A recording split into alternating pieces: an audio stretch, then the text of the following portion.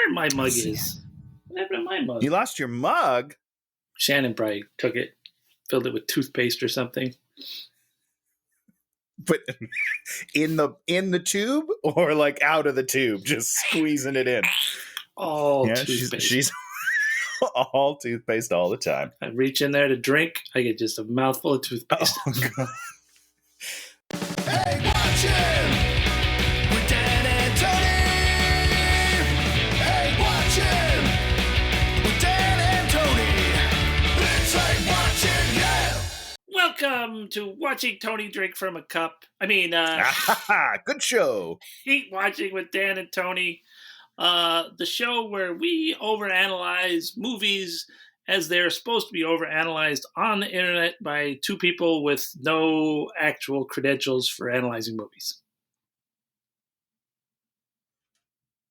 Yeah. Like, that's a great synopsis, Dan. Nice. See, Tony, when I go in for the drink, that's not like you're cue to like let there be as much dead air as possible. It's like it's like you're supposed to follow on my thought. And also, I feel like you summed it up pretty nicely, though. So what I didn't have much to add. I was just like, okay, period, and let's take a moment to let that sink in, everybody. Oh, thought you were calling for the end of the show, and that's the end of the episode. Next week, and we'll see you later. Oh, Dan, I was supposed to pick a movie, wasn't I? Well, last week you certainly sat there in your chair like you had like this brilliant idea. Which I think I forgot it. That's all right. I've got one up in the back in my hip pocket, as they say. So this week, last week we did Jupiter Ascending. So this week I thought we should follow that up with the Wachowskis. Can't call them brothers. Film before that one, 2012. How did I not write that down? I'm supposed to. I think that's right. That sounds right. Cloud Atlas, clocking in at 2 hours and 51 minutes. Luckily, with 10 minutes of credits. That's the only good thing you learn is as these movies get longer and more laden. You have more and more people worked on them. So you have, like I'm sure we're going to get to the point where like at the end of the Avengers movie is going to be 22 minutes of credits and bonus scenes and post-credit scenes. It's a whole movie unto itself at that point. They're just going to say the entire country of Korea animation team. They're going to hire an entire country because there's that much digital animation to be done. It's crazy. It still looks good though. You can only imagine like those gigantic battle scenes. Like, it probably takes like 7 hours to render one frame. Oh my God. 7 hours later, one frame.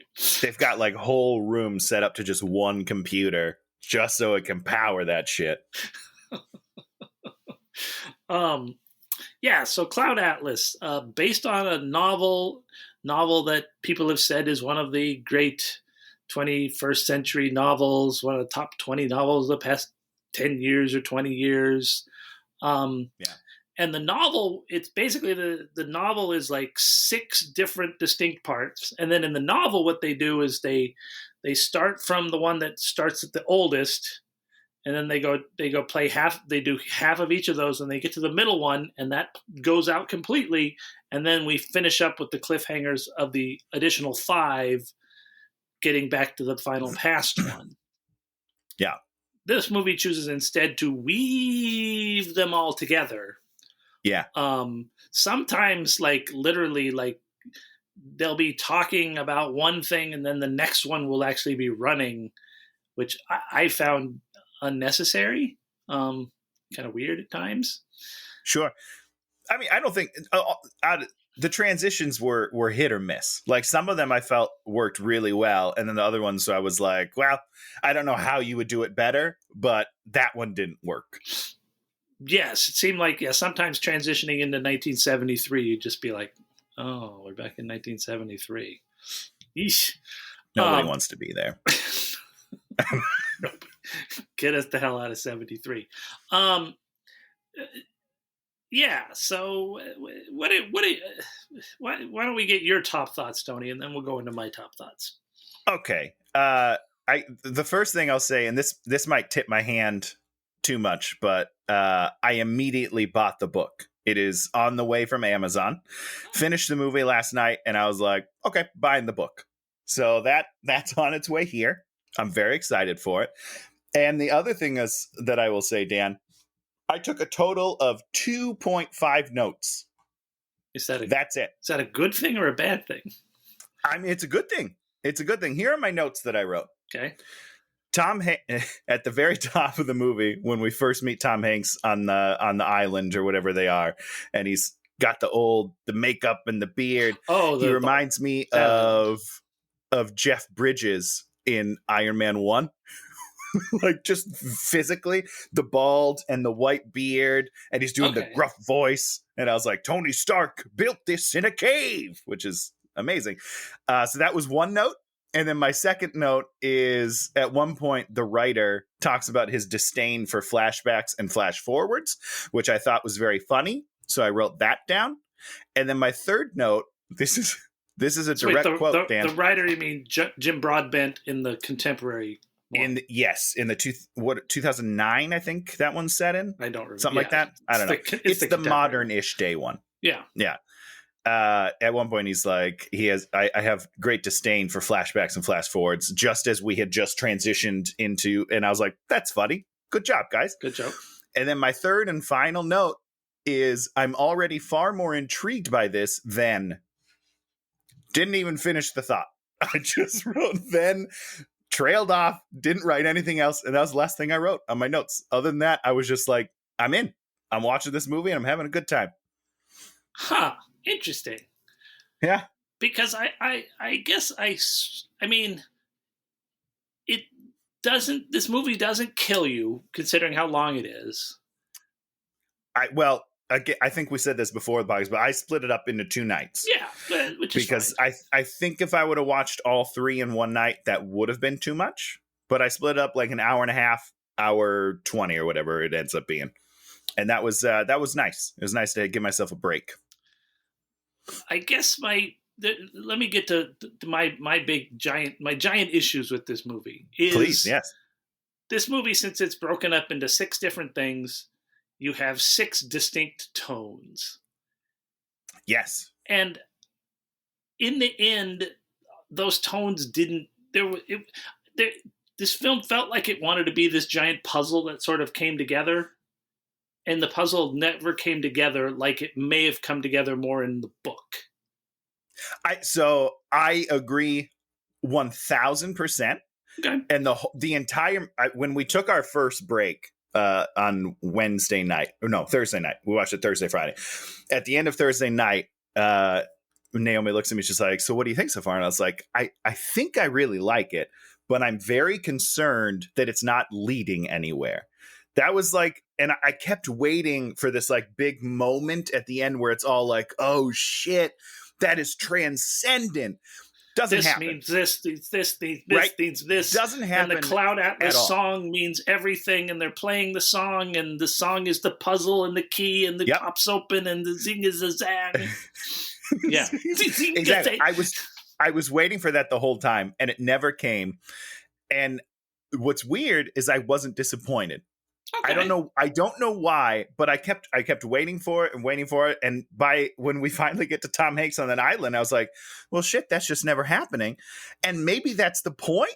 I don't know. Maybe the whole point is like, while it is interconnected, it's not as interconnected as we think. It's just souls traveling through time. And I was like, it's a simple, maybe it's not as deep and like as we think it should be, but it's like a simple, beautiful story, I think.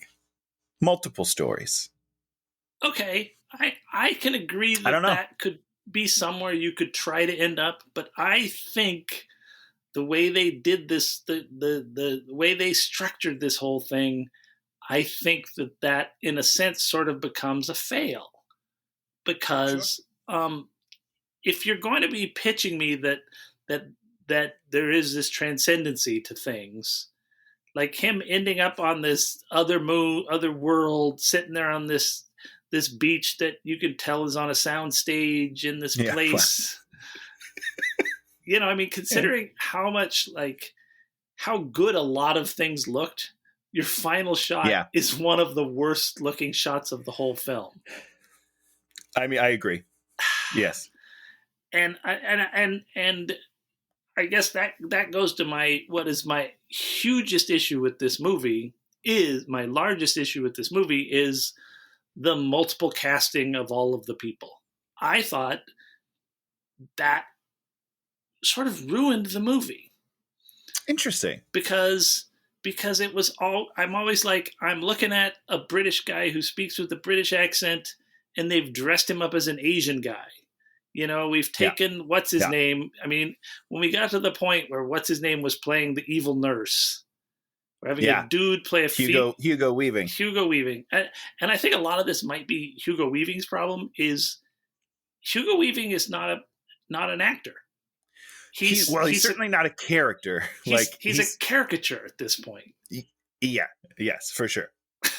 And I mean, I agree 100%. And when he comes in as the nurse, so there are characters that are able to do both genders in this movie that until the end credits, I didn't even know that it was like a man as being a woman or a woman being a man. There were a couple in there that I was like, when they do the reveal at the end credits, I was like, oh wow, that's incredible. Hugo Weaving, not one of those actors, because he comes on and you're just like, well, that's Hugo Weaving. just doing Hugo Weaving again in a different costume. I don't know, it's I was thinking about it. It's like the key to making a movie is casting. Yes. And when you take a female Korean actress and then you put her in weird makeup and then you tell us that she's a Mexican worker and she cannot speak as in a Mexican dialect, and you're just sitting there going like, why are you doing this? It's just I mean, that's the whole thing is, and I looked at it, there's 10 main men and then there's 4 women. And so you've automatically, if you just had 4 more women in this movie that are incredible actresses and gave them these good parts, you would have more characters, and then you would not force us to be constantly looking for the actor that's buried beneath the hideous nose, and you'd be trying to think about, well, how do these characters resonate, and you would have actually written those resonations into the movie because they're not there. I mean, Tom Hanks's characters do not relate to each other whatsoever. I mean, I agree. Other than to say, like, his soul begins as a villain and ends as, kind of like our main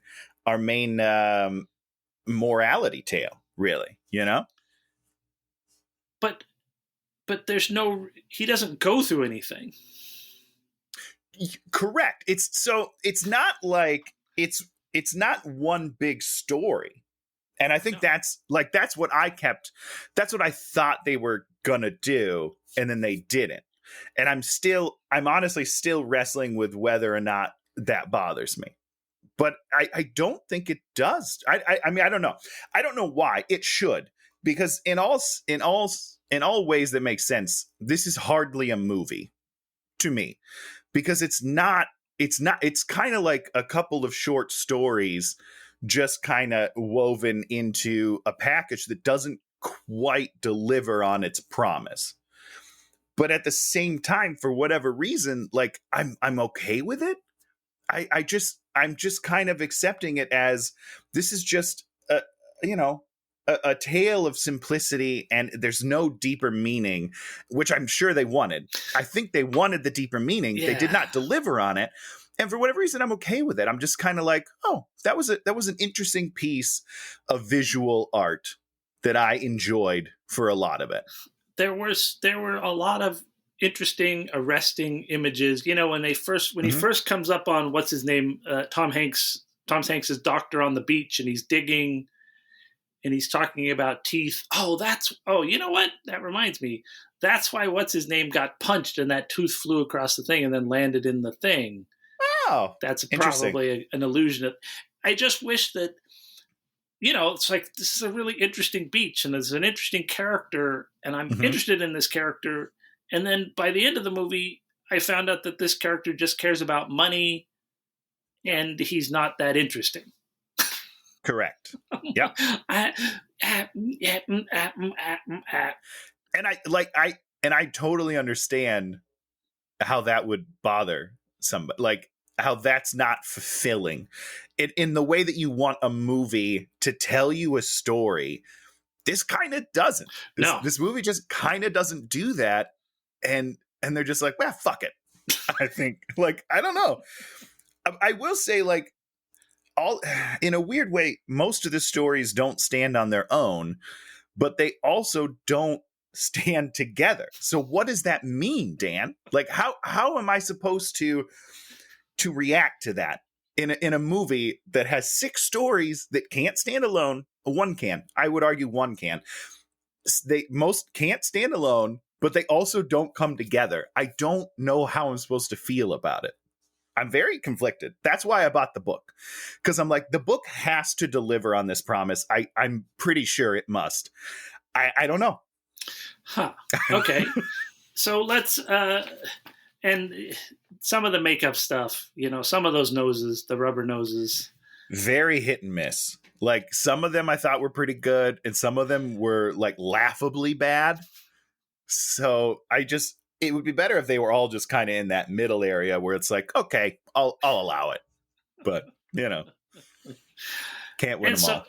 I think that's another thing of this movie is it does a lot of things that we've seen in other movies, like the sort of future one. So I sort of say there's the future one, and then I call the super future. Tom Hanks on the island, super future. The future one is what's her name? The clone who becomes Neo Sonmi. Sonmi. I mean, certainly that one was sort of the most interesting, but it also, once again, was just retreading very similar Soylent Green things and whatnot like that. And have you seen Snowpiercer, the movie? Yes.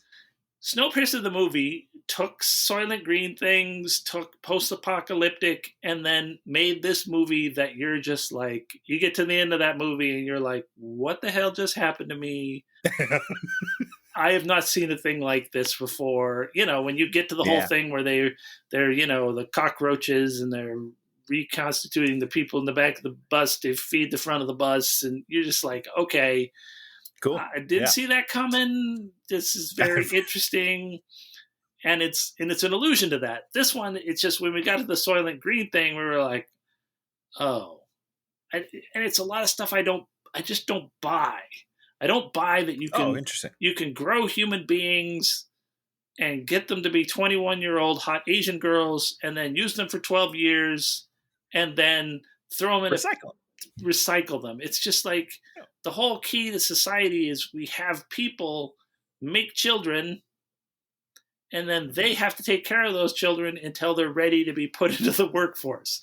It's like the government or whatever, the corporation does not have the time and energy to like shepherd your human beings through 20 years of life until you're ready to get workforce out of them. For sure. Yeah. So this again, and I don't know why I'm okay with any of this. Tony, if I'm being honest, Tony's favorite. I did really enjoy it. I don't think it didn't move me, sure, but I didn't dislike it compared to last week's Jupiter Ascending.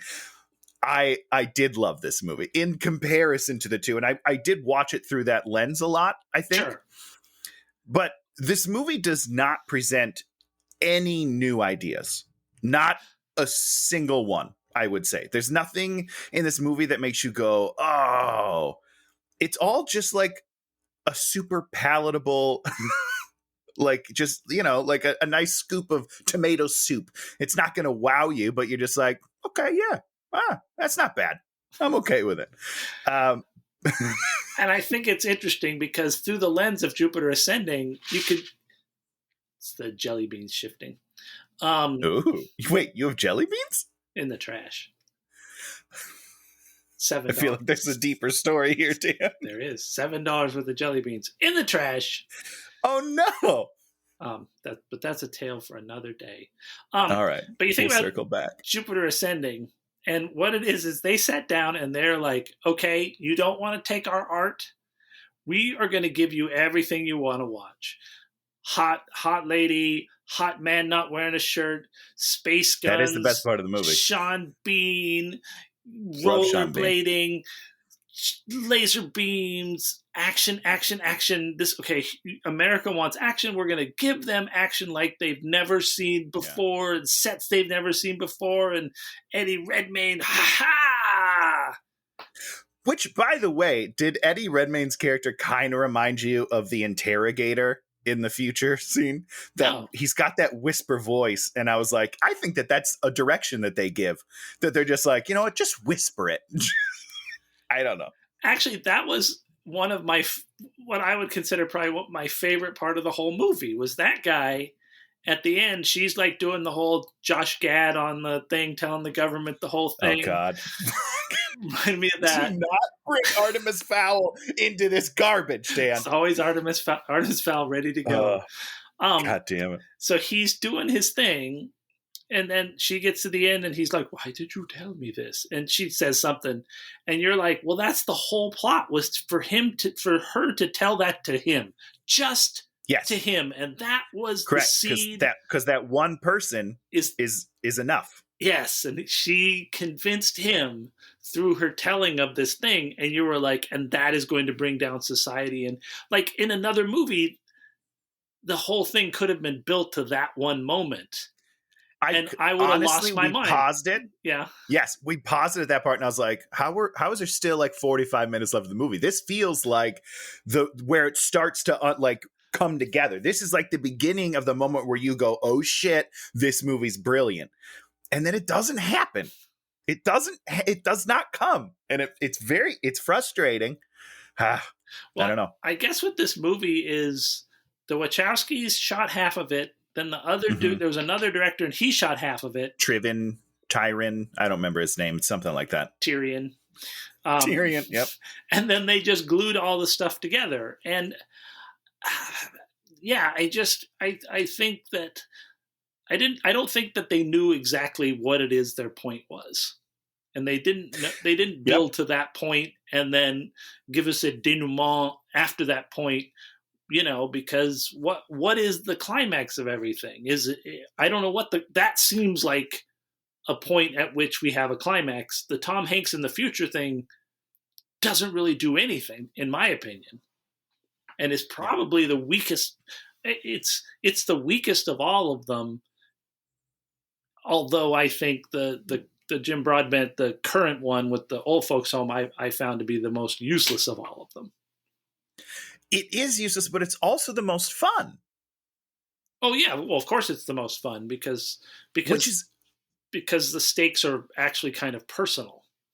Yes, yeah, and so again, I don't know, man. I don't know. I'm still wrapping my head around this, but I like it because it's the levity of the movie, right? Like each story has like almost a different genre to it, right? Yes.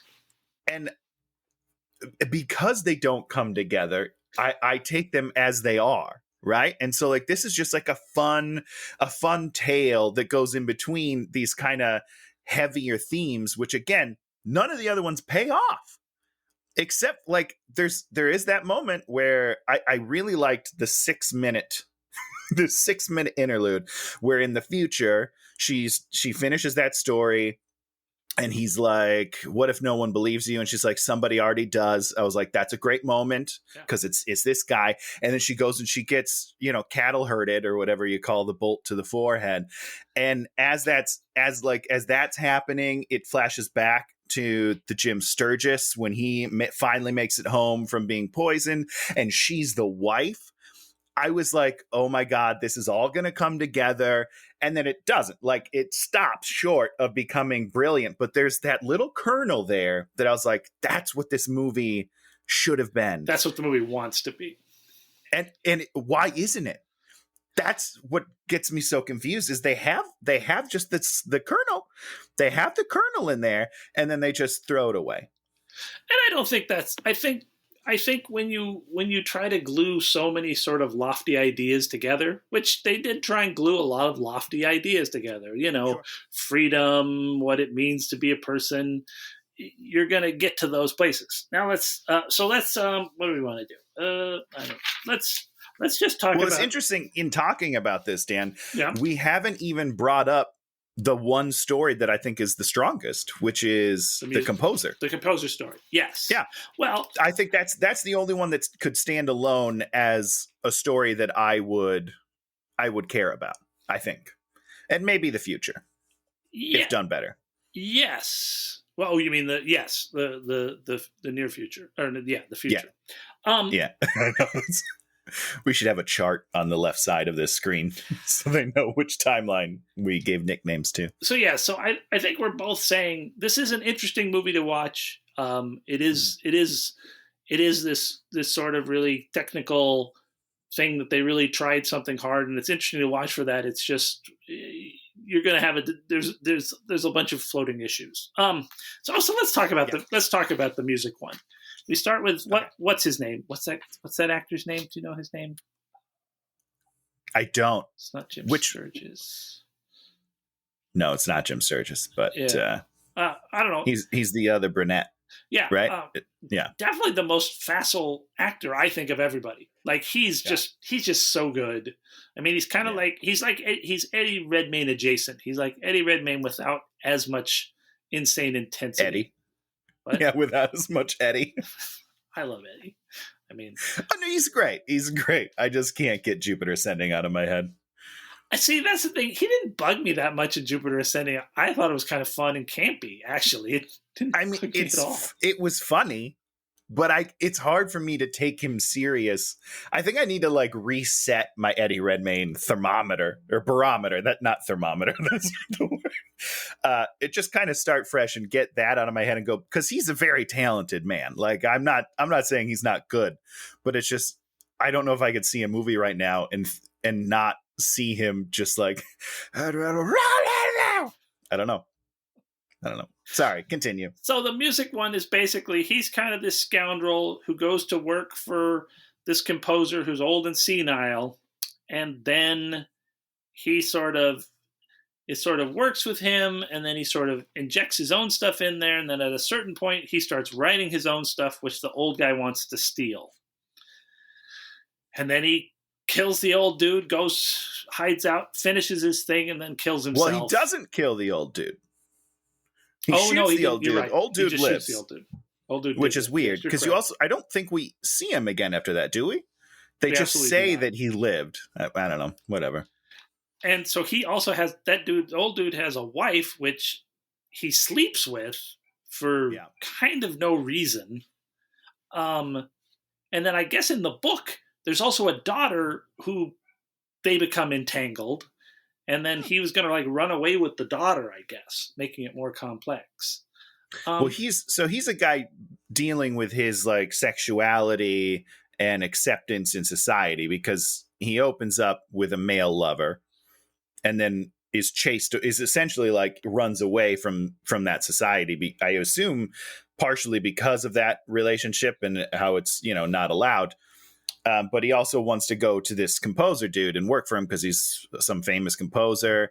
And then there's, so he's battling with a lot of inner demons that I would have loved to have seen explored more. But we kind of don't. We kind of don't deal with it. And then it doesn't totally make sense. But to me, that's the story with the most emotional arc to it almost. And I would like to see that explored properly. And what's interesting, I think, is what I enjoyed most about that story was when she got his record and listened to his record in the store. Yeah. That was my favorite part of that story. Well, because again, it's that thing where those are the things that the movie should be. Those are the moments that are that kind of interconnect them, but they just don't hit that home.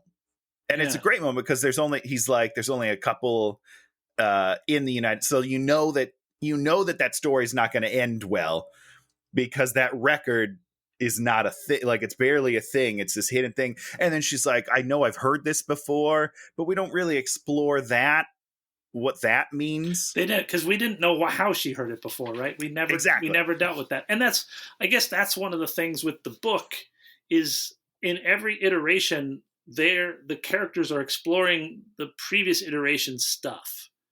Okay. So, the guy on Slave Island, the music guy is reading Slave Island's story, right? And he was in the thing too.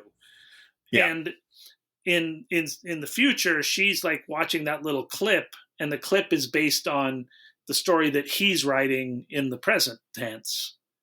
And then the present tense guy has something to do with the 1973 Halle Berry mystery, which I do not remember. And I don't think they really dealt with that much.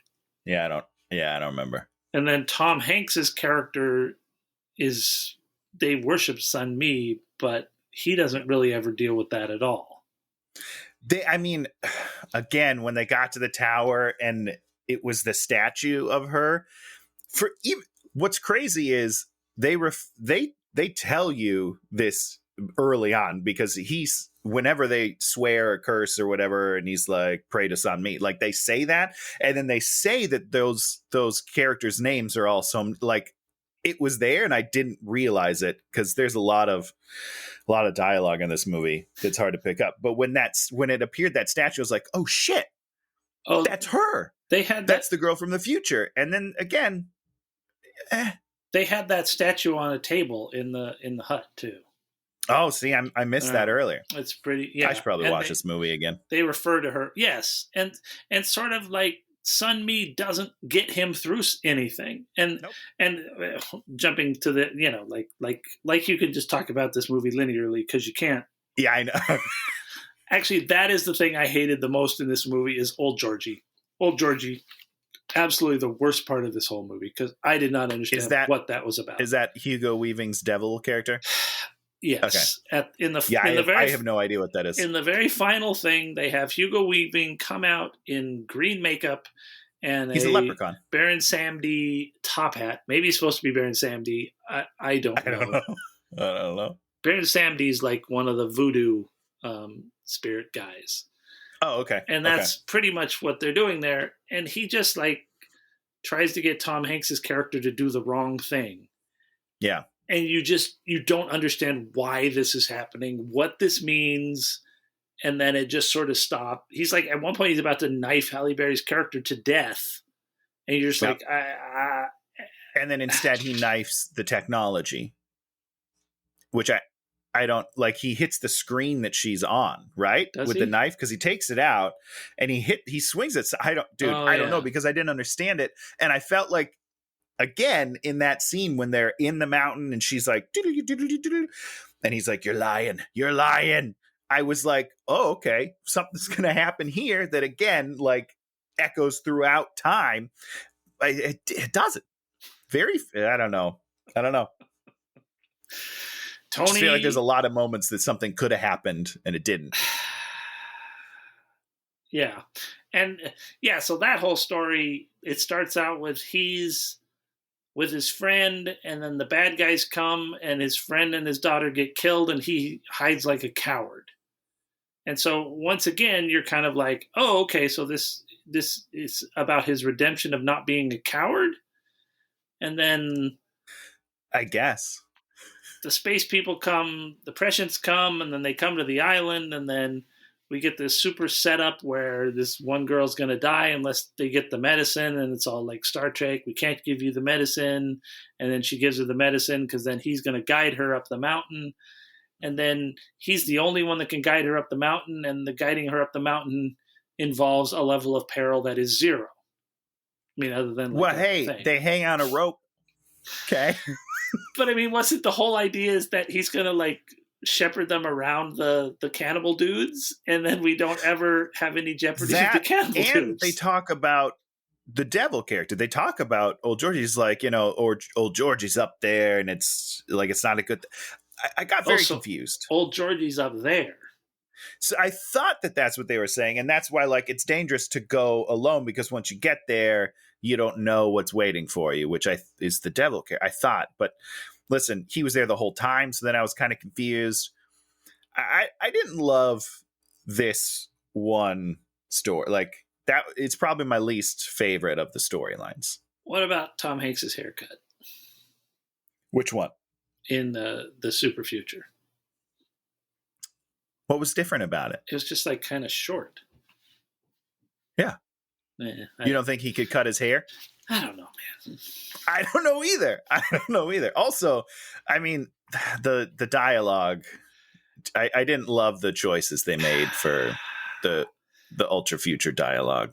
Super Future, what'd you call it? Super Future, yeah, because Super Future. It's only the true. It's only 200 years in the future, and where we feels are, like a lot of change. Where we are back to the composer thing is like 170 years, and he would understand everything we're saying.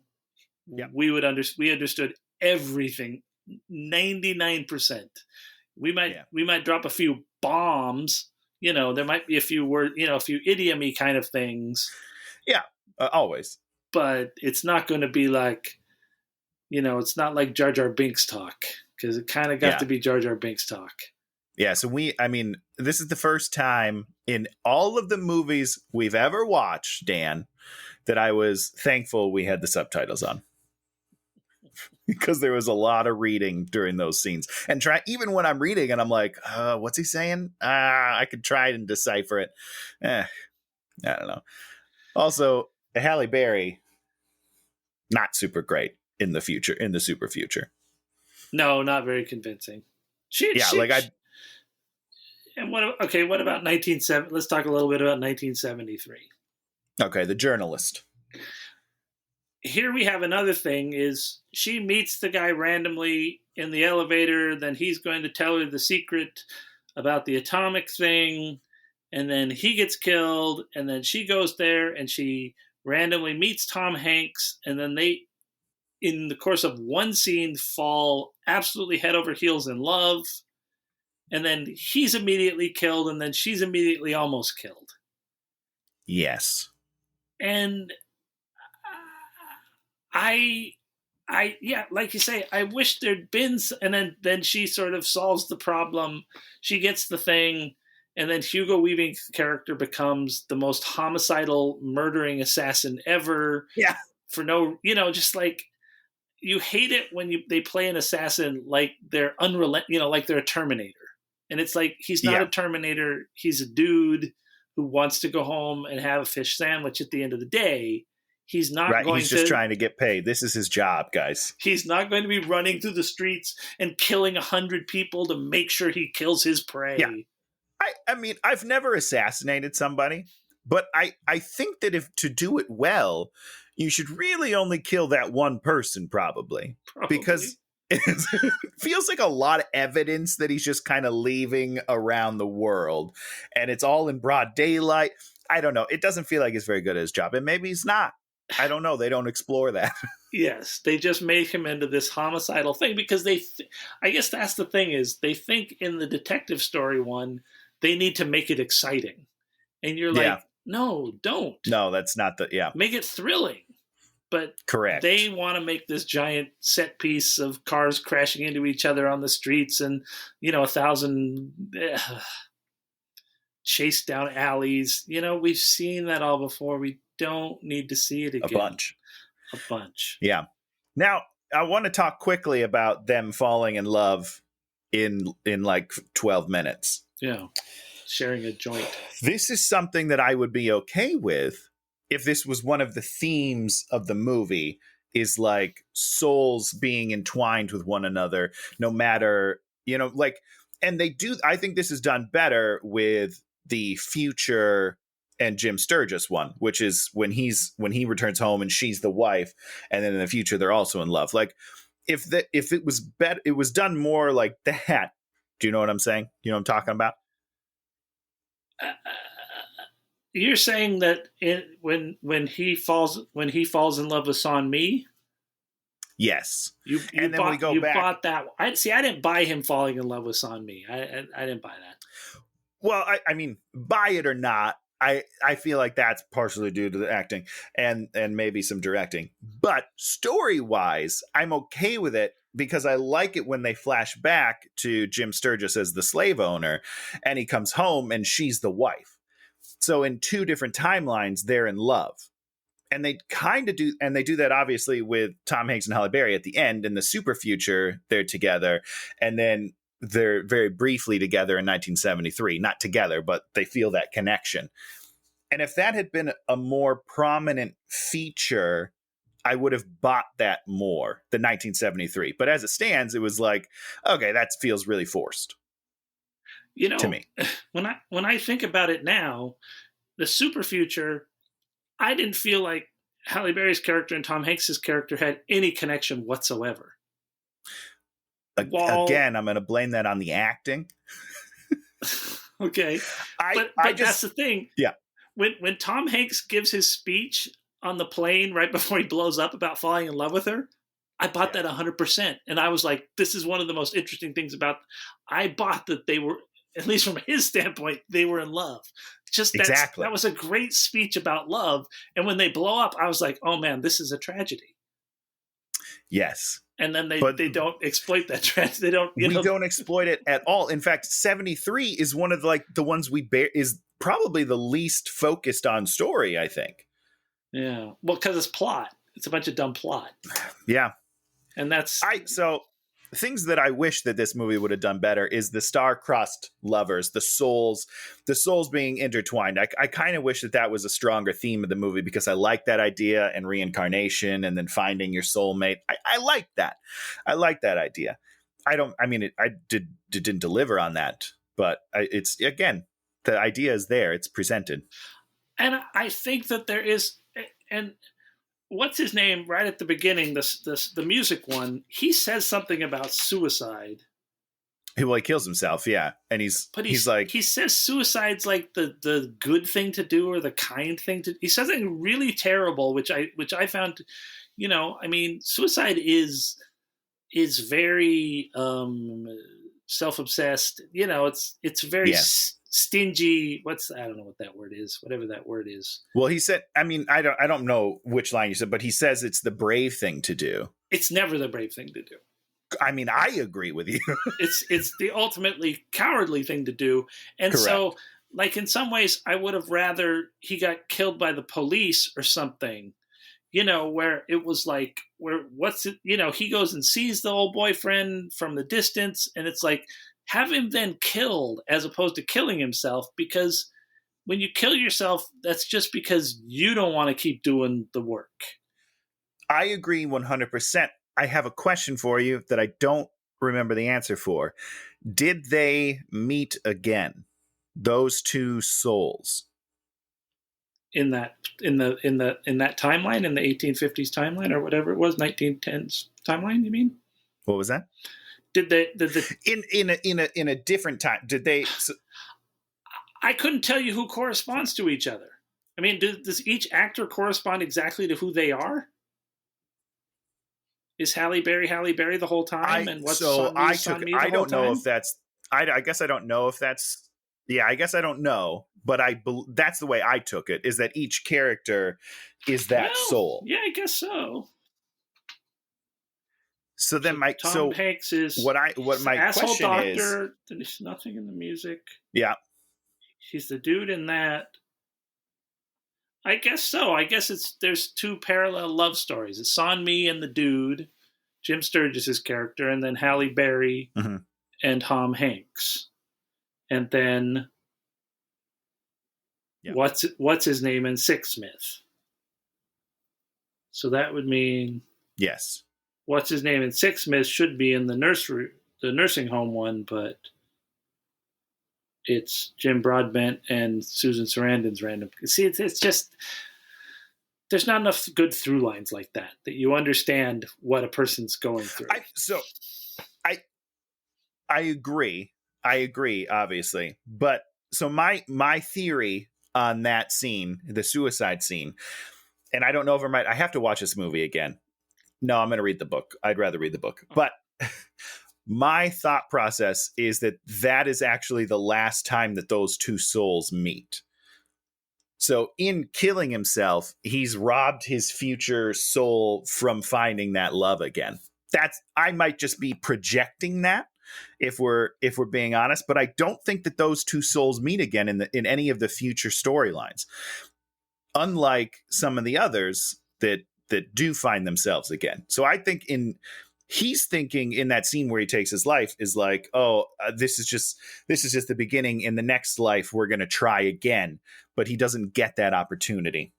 But that, again, I could just be throwing that out there out of my own wishful. I wish that this movie dealt with things like that.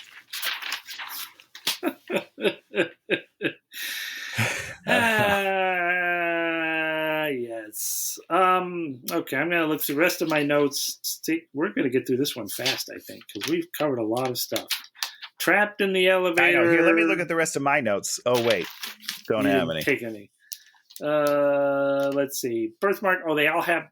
Everybody has this. When they get trapped in the elevator, Dan. Yeah? Yeah, I think that's from the book. Wait, what? You cut out for a second. The comet birthmark. I think that has more significance in the book.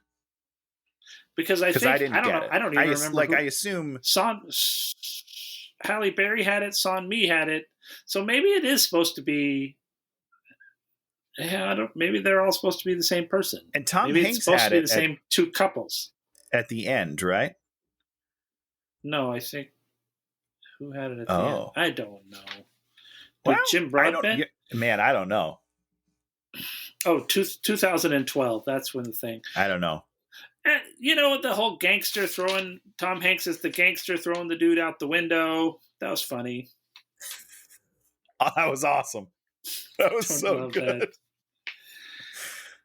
I did. That was one of my favorite moments. Just fucking tosses him off a balcony. Great stuff. Dude's having sex with what's her name? Super Future, Georgie, doesn't help his buddy, Superboat, Hallie, Soap Overdose, Boat, Melody, Sixsmith, Broadbent, Slave Boat, Sixsmith, Murdered, Save the Girl, I'll be by. But yeah, then he's like, I don't know, son. I think they would kill you. So what is Big what is oils soap? trying to blow up the I think world. I didn't understand that. I read up on that. What soap is like a drug that I think it's a drug that they give to the clones to keep them in line, but then the owner was using it because he liked getting high with it. Because I'm sure. Yeah. Okay. Oh. All right. Then we didn't even talk about the whole sort of slave thing in the boat. There's a slave that's hiding out. Did you realize that he was the slave that was getting whipped? Did that immediately jump into your mind that you knew he was the guy getting whipped at the beginning? Immediately, no. Okay. But they did. I mean, they talked about it. They mentioned it. Yes. And then when they say, why do we, at some point near the end, we do, why do we keep making the same mistakes? And I'm not sure what the mistakes are that they keep making. Not only that, but I also didn't really see the same mistakes in each. Like, again, I would have liked there have been two of like the same type. It doesn't have to be the exact same situation, but the same type of mistake. Like, is it like a selfishness? Is it, whatever it is, a theme of some sort of the mistakes that they were making in the previous lives that they correct in the super future? Great. What a cool storyline that would be. Yeah. Like if Tom Hanks's character at the very end, he can save his whole village by turning her over, and he chooses that he's not going to do that, and then that solves all the problems. You have something. You have this sort of classic, when you're writing, what you're supposed to do is you're supposed to get your character up a tree and then throw rocks at them and then get them down the tree somehow through all that. Basically, I've never heard that before, Dan. Yes. I like that. So you're supposed to throw the rocks, and then basically then the hero should use those rocks as a bridge to get out of the tree, essentially. Sure. That's not how they tell it, but that's how I'm telling it right now. It's the Dan Goodsell version. And so with this one, the rocks never were following similar trajectories, so you never put the rocks together. And then they're throwing rocks in all different directions, and the guy's not collecting them up the tree. I don't know what he's doing in the tree, just hanging out, really. And by the end, the future, Tom Hanks's character just gets to go to another planet and live there and have kids for no real reason. It's like, it's not because it's not because he made a correct choice at some point, right? I mean, agreed. The person that made the correct choice is actually Halle Berry when she stands up from behind the rock, which Tom Hanks didn't do earlier. And I was like, well, yeah, because she's got a fucking gun and he had no weapons, you idiots. But I mean, that's just if he'd have stood up with that knife, he would have just died. He's dead on the spot. So the bad guys are just gonna win.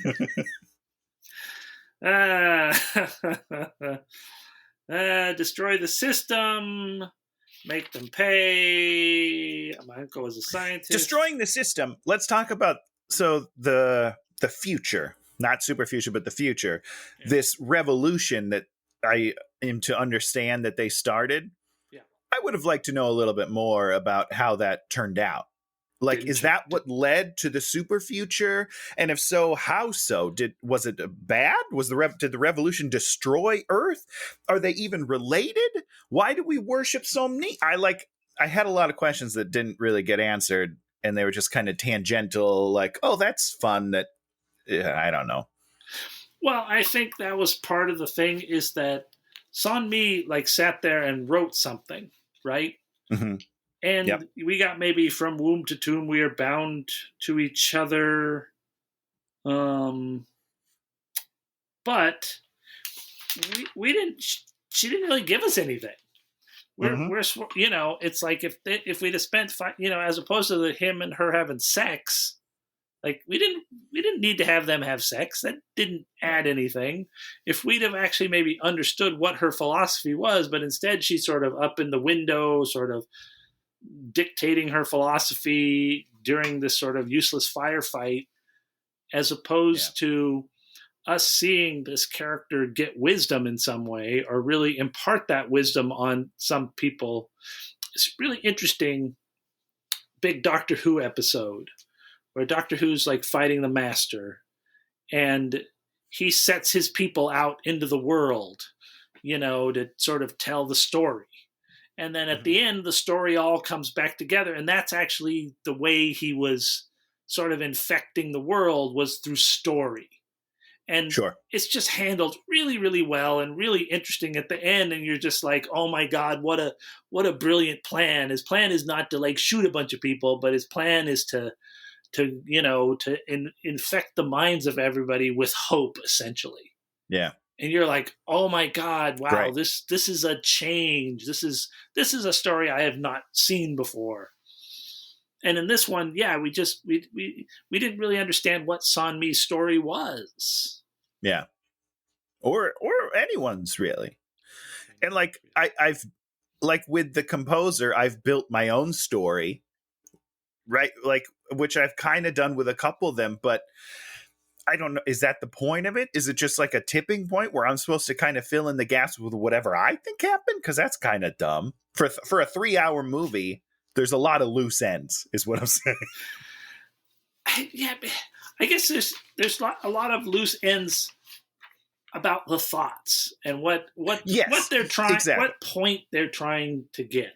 Yes. And I mean, if there really is this giant point, well, you're going to find, because you're going to read the book and then you're going to explain to all of us what happens in the book. And just a heads up to everybody, I don't know, Dan, have you told everyone, I'm a fairly slow reader, so you'll be getting those answers in 2022. I don't think that's a surprise to anyone in our audience that you're a slow reader, Tony. That's because you're the only one in the audience, Dan. Ah, yes, the audience. So, I would call this an interesting failure, and I think they see a lot more in it because they know what it means to them, and they sort of the resonances of the movie sort of fit with their personal resonances, and it's kind of sad that they got pissed off at the audience for not getting it. Oh, did they? I did not read anything about this movie. Yeah, I saw a video. And explain it then? No, their no, no. when they were angry and like, hey, you didn't get it. Here's what you should have got. Because I would read that. No, they just did a whole thing where it's like, do you question Charles Dickens or Victor Hugo or da da da da da? And it's always sort of interesting. They like going back to like these really not primal, but these sort of 18th century sort of things at times. Sure. Which I think is sort of,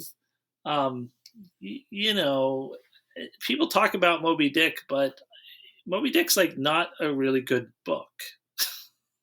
I've, full disclosure, never read it. No one has, because it's mostly it's just this endless talking about whaling.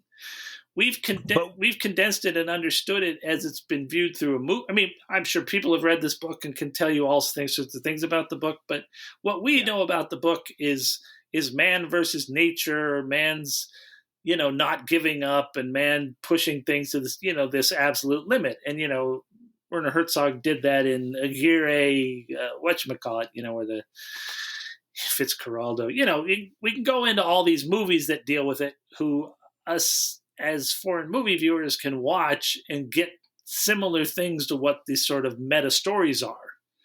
Mm-hmm. And if you're going to really try and do a meta story, you're going to really have to lay it down. You have to hit the people over. Have you ever seen Fitzcarraldo? For sure not. It's a movie about this crazy guy who wants to take this big boat up a mountain to get it into this lake so it can be in this lake in South America. And so they literally have to drag this thing up with pulley systems up a mountain. And it's just the folly of man's insane tasks that we put ourselves upon.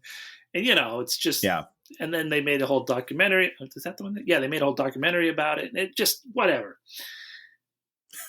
But if you're going to do giant folly and really say things about mankind where it's like, you got to really lay it out for us, period.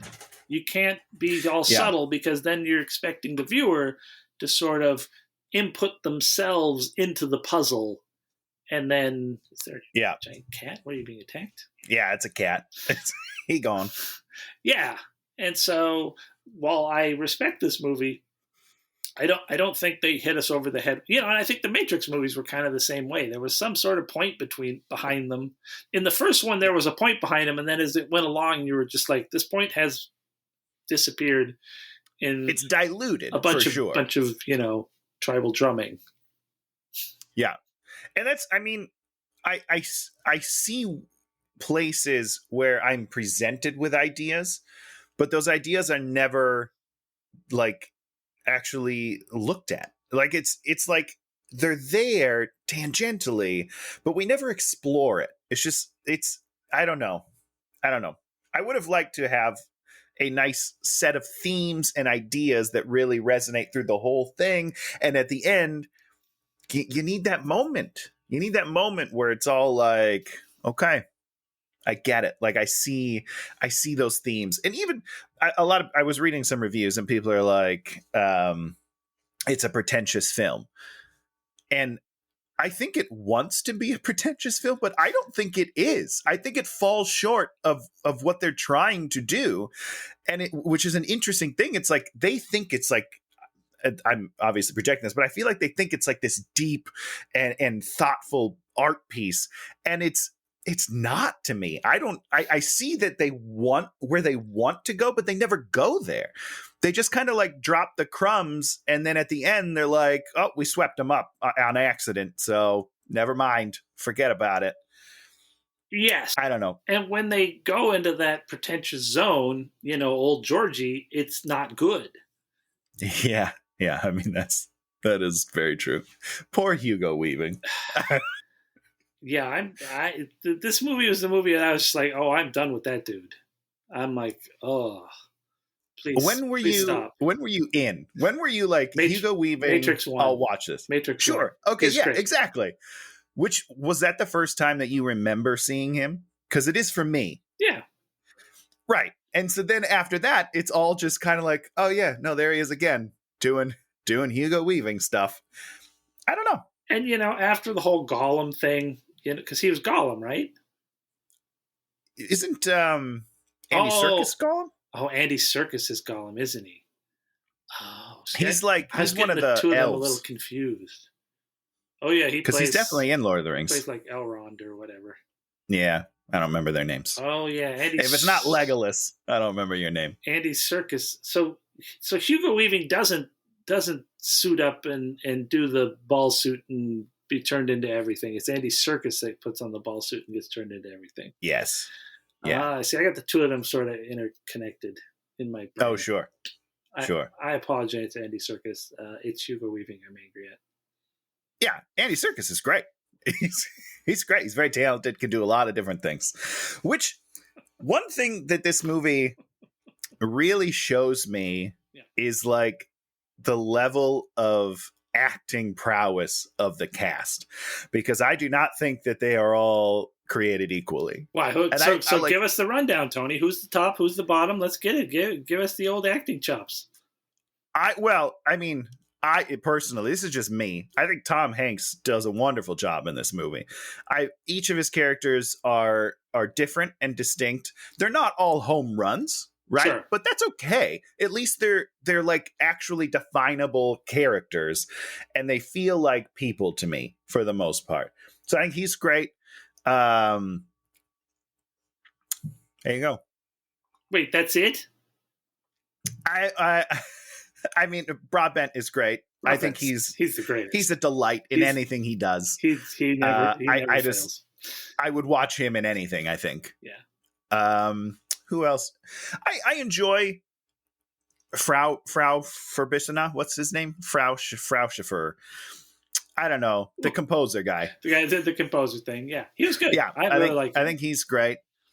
And that's it. That might be it. Yeah. I mean, there's only a couple like duds. Everyone else kind of falls in that middle. Like Hugh Grant. I love Hugh Grant, but there's a couple of there that it's just like, Hugh Grant wasn't in this movie. You never gave Hugh Grant any. He's just his only thing is like those atomic. You're like, oh, he's the evil dude at the atomic energy plant who actually doesn't even get to do any evil. Any evil whatsoever. I kind of don't even still know what the evil at the plant was. Oh, they were gonna. I don't know. They were gonna blow it up.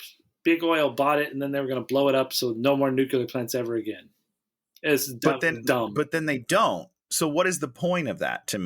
I don't understand. Because the piece of paper was is going to expose them of what they're doing, and then they're not going to be able to do it because the piece of paper. Oh no, I understand the story, the confined story of it. Yeah, I don't understand why am I seeing that story in this overarching story, which it turns out is not an overarching story. It just, while I'm watching it, I'm like, how does this impact anything else that's going to happen? Why is this in here?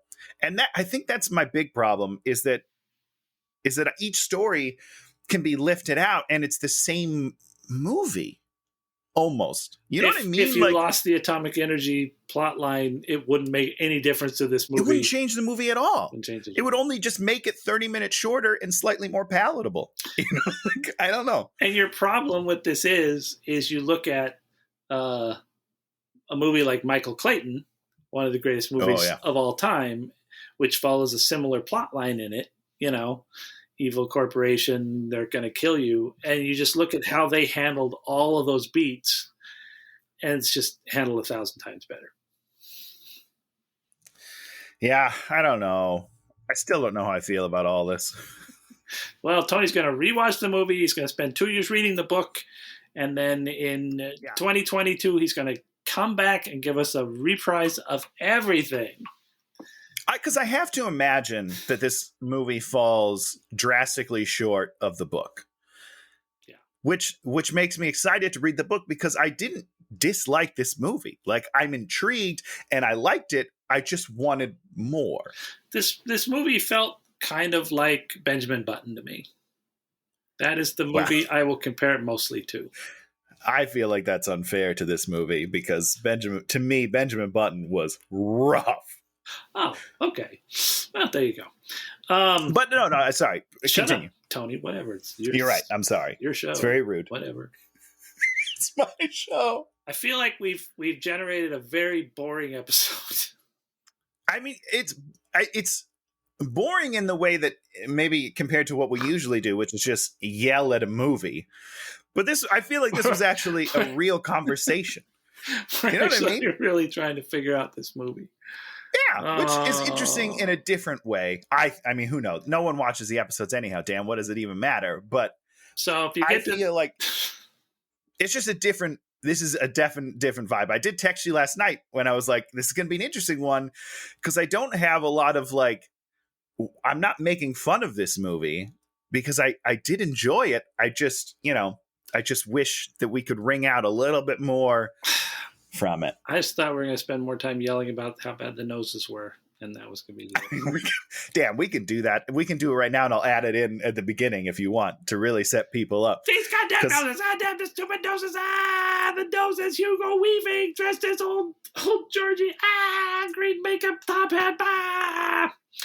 I mean, he looked pretty stupid. He looked so stupid. It was so weird. He looked really dumb. So weird. There's a couple people who looked really dumb in the movie. What are you going to do? Who else looked really dumb in the movie? Susan Sarandon looked pretty dumb in the future one, the super future. Yeah. And I was like, woof. I hope she comes back somewhere else because this is not a reason to get Susan Sarandon in a movie. I'm sure there's more. I don't remember all of them. Although you got to say, when what's his name did the slave guy took down the top sail or whatever, that was a nice scene. That was amazing. Incredible. Yeah, I was blown away. I'll put that guy on my pirate ship any day. Any day. So Tony, tell us something that you have watched in the last week that someone else might be interested in. Oh, that's not what we usually do, Dan. Usually what we do is something I enjoyed because I'm not sure that those are always the same thing. I was just trying to get you on the right path so that you wouldn't talk about Punky Brewster. I'm never going to kowtow to your rules, Dan. All right, I'm free. Just like this movie, I enjoy my freedom. The thing that I'm going to talk about is a movie called The Kid Detective, which it came out at the end of last year. It's got Adam Brody in it. It is a wonderful film. It's dark as shit, so it's depressing, and but still funny because it's Adam Brody being a depressed. So I'll bare bones here. Genius kid detective can't solve a missing persons case. One of his friends goes missing. The town blames him. Fast forward like 25 years, he's a middle-aged, depressed Adam Brody. And someone gets murdered in the town, and this is his chance at redemption to solve this case. And it's dark, kind of funny, and it's good. It's a really well made film. It's kind of noirish. It's great. I really enjoyed it. We watched it last night after this movie, and it was awesome. Where do you watch said movie? You personally can watch it on my Vudu because I bought it. I don't think it's streaming anywhere. I think it's just VOD. Okay.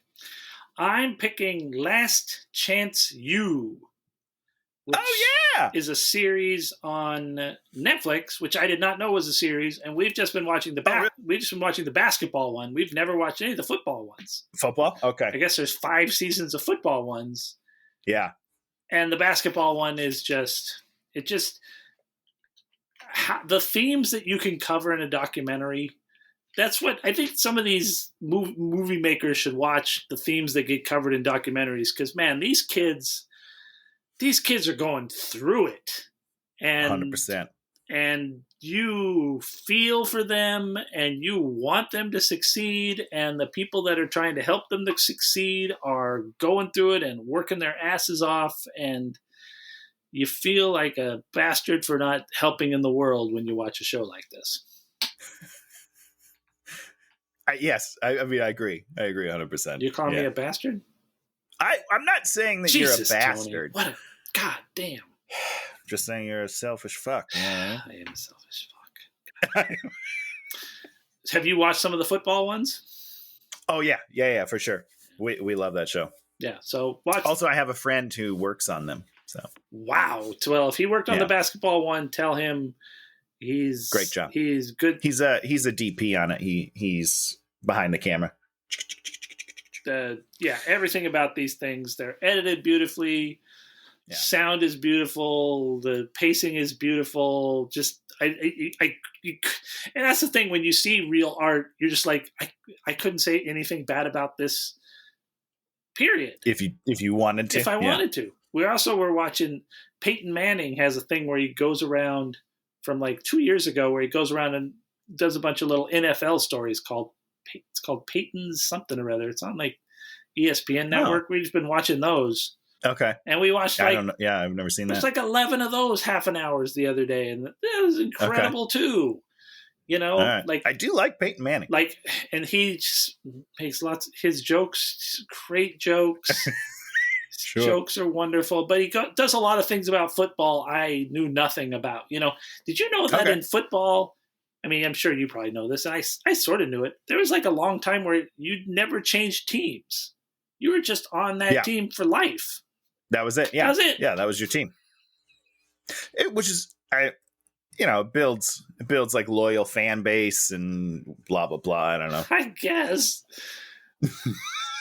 You're a slave to this well, that's team why we forever. don't do that anymore. You can't. You have one job and that's your job. No, I want to go to another job. Life. Nope. I want to move. Nope. Your job. You got drafted here. You're stuck. And they talked about the history of fantasy football. Oh, that's interesting. I don't know anything about that. 1962. That doesn't sound right. 1962. The head office people of the Raiders, I think it was the Raiders, sure, just made it. They just made it up, and then and they did it. They played it themselves for 7 years, just themselves, and it was like a secret. What? Yes. What? They played it every year. They would do their draft, their little group, and then through the year they follow it. And then one of the dudes was like, "This is cool. I'm going to do it with like this at this bar that I hang out with." And so they threw him out of the group because he broke the. It's like Fight Club because he first rule of Fight Club is don't talk about Fight Club. He broke the rules, and so then they started it, and then other people heard about it, and then now it's and that's it. Yeah, and I bet they're pissed now. They're just like, "Oh, everyone's playing our game." Jerks! I'm so pissed off. So there's things like that on the Peyton Manning show. That's interesting. That things. You never knew about, and you're just like, how is that possible? That's like crazy. That's awesome. So I'll have to find that because that's very interesting. Yeah, and there's tons of others. They do they do the Bears, and they have the Bears. They have the guys on George Wendt, and then Smeigel's on there too, and beautiful. It's just a lot of stuff like that where you're just like, okay, what makes football interesting? They really cover a lot of things about it. Sure. So I got two things this time. In your face, Tony. Well, I could give you a second thing, but it would be the opposite end of the spectrum. Okay, give us a second thing. I watched my least favorite movie of all time this week. What? Wait, you watched a movie and you've now decided it's your least favorite movie, or you knew it was your least favorite movie and you're like, gotta watch it again? No, I was so excited to see this movie, and it's getting stellar reviews. People are obsessed with this movie, and I hated it. So this is a bonus hate. This is Tony's bonus hate. Yeah. Or should we just do this next week, maybe? I don't know. Maybe it's not a bonus hate. I have no idea. I don't. You gotta make a decision. Do you want to do bonus hate, or do you want to? I mean, you have to watch it again. You know what? I want a whole episode where I get to yell at this fucking movie. So wait, we're doing it next week? We're going to do it next week. This is a seamless transition, Dan, into next week's movie. Great job. Tony's calling an audible. He watched the worst movie ever and then didn't think that we should do it on this show. I'm just going to talk about it. Why would we do it on this show? The show.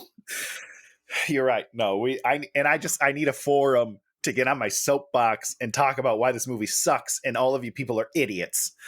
So this movie just dropped on Hulu. Happy. I'm so incredibly happy. Never thought to do this on our show. No, I know, I'm I'm just an going to idiot. hold it in, let it burn inside me. Just But the idea of the show is to get on. I mean, that's why we're doing this show, is because I watched Ad Astra and it made me so angry. But then we haven't even done that movie, Oh, I already did. which is weird. I have like my bonus video. I already did a video on it. I know you did it yourself and then created a show about doing that, and I just wasn't included. Well, All right? It's hurtful, I didn't Dan. think of the show. You know, maybe I'll do my own episode with this movie and you won't be invited. How about that? How does that feel? Anyhow, It hurts. so this This movie. just dropped on Hulu. I'm 90% sure it's Hulu. And it's an action movie, an action comedy, Groundhog's Day style. And it's called Boss Level. Oh, okay. And it's got Frank Grillo in it, who people are in love with. Who's But Frank? I've got thoughts. Who's Frank Grillo? He's, Why do I know him? Captain America Winter Soldier. He's like He's the dude. the bad head He's soldier the dude. bad dude. He's the star of the Yeah. movie? Wow. It's the star of the fucking movie, Dan. That must have cost him a lot of money. 8 cents. Be like, here's a nickel. Go buy yourself a soda. So is it free on Hulu? Yeah. Oh, Yeah, it's free on okay. Hulu. Excellent. I mean, I was going to watch it. I saw it on there. I was like, oh, what's this? I'll watch this. Dan, I have been Your poor wife. been waiting for this movie for weeks. All right. Well, I don't want to say anything. When does what's his name's movie about? Because he's got the Ryan Reynolds, free guy, free boy. Oh yeah, then Free. the free guy. I don't know. That one looks interesting too. But I will tell you, now that you brought it up, one of the reviews, just to get you in the mood set, was talking about how Ryan Reynolds needs to step up in that movie because this movie was so good. So you basically you're intimating that you hate everyone that has given this a positive review. Is that what you're telling me, Tony? Every single person that thinks this is a good movie is an idiot. Okay, so I'll die on that hill, Dan. So we're getting back to normal hate watching this week after this thoughtful dialogue about the Wachowskis' interesting movie about the resonations of souls through time. Yeah. Back to roots, as they say. Back to our roots. Watching a terrible movie, telling the filmmakers we hope they die. And I hope that you like it so that someone can tell me what the redeeming quality of this movie is, because no one has been able to do it yet. I'm intrigued now. All right. And this is like your most hated movie ever now? I mean, it's a fresh wound, so those always cut the deepest. But it's certainly the most disappointed in a movie I can remember ever being. And my last question. And part of that's my fault. Are you going to go back and rewatch this whole movie? Oh, I'm going to rewatch it. Yeah, because I didn't take notes and I watched the whole movie like this. So I need to come back and get my thoughts together. You know who's not going to watch this movie again? Yeah, exactly. That's exactly what I look like. Except you were frowning more. Yeah, frowny face. Just draw it on with magic marker. Yeah. I will be watching this movie alone. I can tell you that because she's not going to watch it again. So she didn't like it either? No. We did not like this movie. And we did make fun of it a lot on the day. Okay. Well, I'm excited. So, if you like what you saw here, you're probably wrong because this is not typically what we do this episode. So you probably skip the rest of the episodes. If you didn't like what you saw don't watch a different one. Watch all the other same. ones to see You'll what we it. really do, which is totally burn the movie and make a lot of jokes. I make fun of Tony and he tries to make fun of me, but you can't make fun of me because I'm too cool. Too cool for school. That's too me, legit. Baby. Too legit to quit. We're gonna get in trouble for that. Baby. Ooh, baby. A lot of trademarks going on right now. We're in trouble. So going to Twitter jail, Facebook jail, YouTube jail, all the jails. We're ready to go into jail. I'm Dan. And I'm Tony. This has been Hate Watching, and thanks for tuning in. Bye, everybody. Hey,